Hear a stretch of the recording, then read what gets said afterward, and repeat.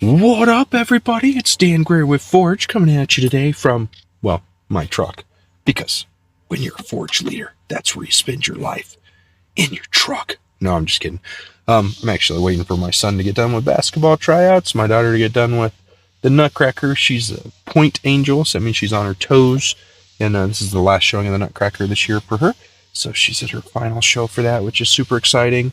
And I'm just didn't want to sit in the gym playing on my phone or sit in the parking lot playing games on my phone. And I am, honestly, I was sick yesterday. I got home from Chicago Thursday midday. It was like 4 p.m. Thursday afternoon. I got home from Chicago from an awesome event out there, and I was under the weather. I didn't feel super great. Like I felt something was up in my stomach Thursday, and then Friday I kind of felt it a little bit in my stomach as well. And then Friday night, it hit me hard. My son had a band concert Friday night, and I was like, oh man, I do not feel good. And we went out to eat afterwards, and we went to a place that I love where I usually get the sweet potato bowl. Absolutely amazing place. It's called Zia Taqueria here in Durango, Colorado.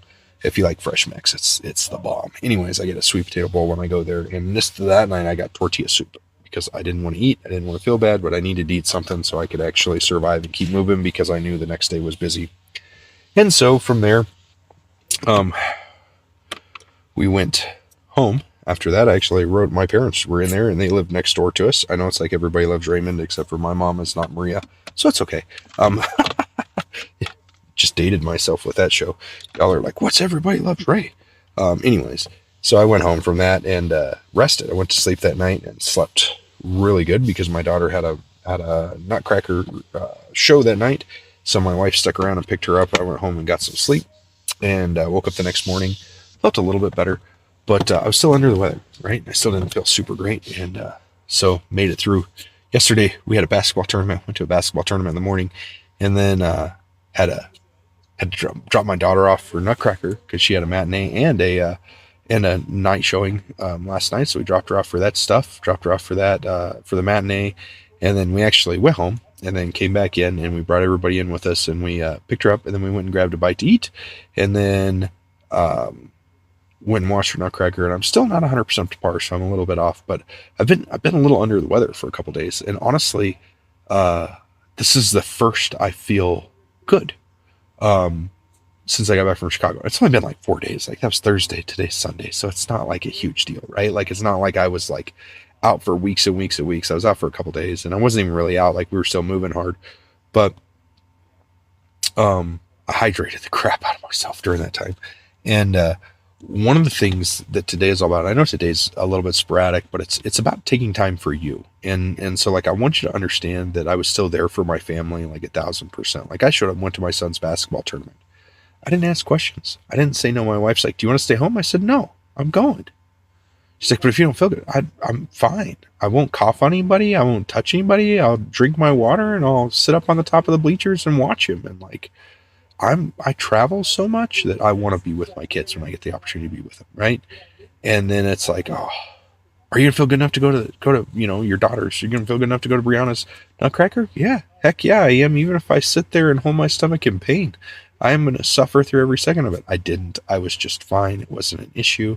But like, it's like we make choices as to how we're going to act. We make choices as to how we're going to feel. And you have to make that choice, right? You can't control whether you're sick or not. I'm going to be honest with you. I can't control that I'm stuffy right now. You're listening to this and you're like, wow, he sounds like he's got a cold. I do have a cold. Freaking loser. Thanks for bringing it up. No, I'm kidding. But like, I do have a cold. But like, my point here is like, you make choices of what you're doing. You choose how you're going to feel.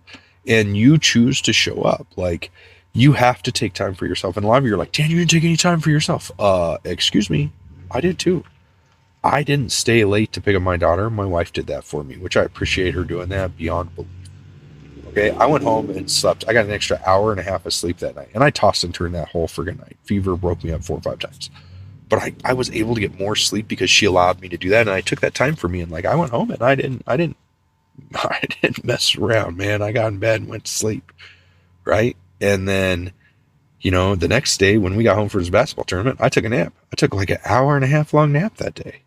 Right. Like I took time for me to revitalize before I went, and I'm taking, stuff to help me kind of get over it and make me feel better, stuff like that. So that's what I mean by taking time for me, because you just listen to this and you're like, Dan, you're telling me to take time for myself when I need it.